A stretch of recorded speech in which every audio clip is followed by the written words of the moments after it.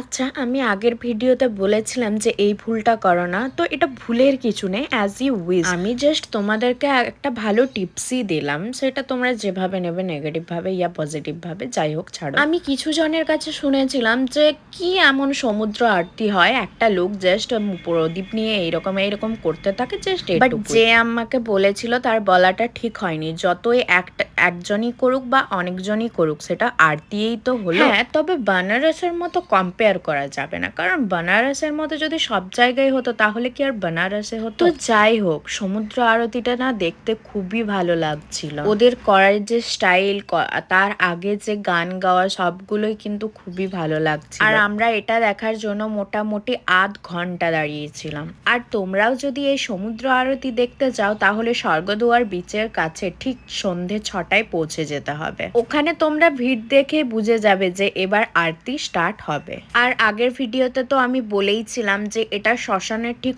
অপোজিটে যে সিঁড়ি দিয়ে নামবে সেটার কাছেই পাবে। অ্যান্ড এটা লাস্ট মুহূর্ত চলছে, আর ভিড় দেখছো, এত ভিড়।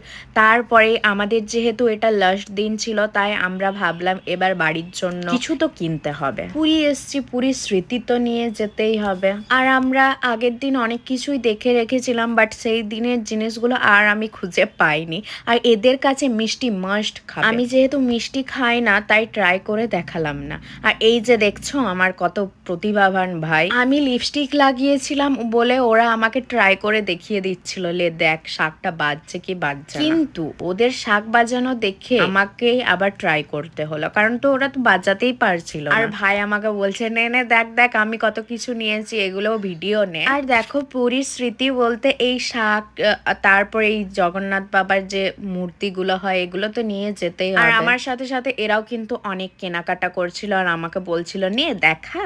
এখানে কিন্তু শাকগুলো রিজনেবল প্রাইসেই পাওয়া যাচ্ছে, অন্যান্য জায়গায় কিন্তু খুবই দাম হয়। আমি আগের বার দীঘাতে দেখেছিলাম, দীঘাতেও কিন্তু প্রচুর পরিমাণে দাম বলছিল, বাস এখানে একটু বার্গেনিং করলেই পাওয়া যায়। তারপর চলে গেছিলাম এই লাক্সারিয়াস দোকানে, এখানে যা দেখছিলাম তাই কিন্তু খুবই হাইফাই একটা ব্যাপার ছিল। আচ্ছা গেস করো তো এটা কি? তোমরাও কি আমার মতো এটাকে চকলেট ভেবেছো? হ্যাঁ, এটার স্মেল যদি তোমরা শুনতে পারতে তাহলে কিন্তু এটা তোমরাও ভাবতে চকলেট, আর এটাও তোমরা ভাবতে বিস্কুট। বাট খুলে দেখি না, এটা হচ্ছে একটা ডায়েরি। জানি না এই ডায়েরির থেকে স্মেলগুলো কতদিন থাকবে, বাট দেখে আর স্মেলটা পাওয়ার পর মনে তো হচ্ছিল অনেক দিনই থাকবে। তারপর আবার কি, যত দেখবো ততই কিনতে ইচ্ছে করবে, তাই ওপর দিকে চলে গেলাম। আর এত খিদে পেয়েছিল, ওখানে কিছু খেতেই ইচ্ছে করছিল না।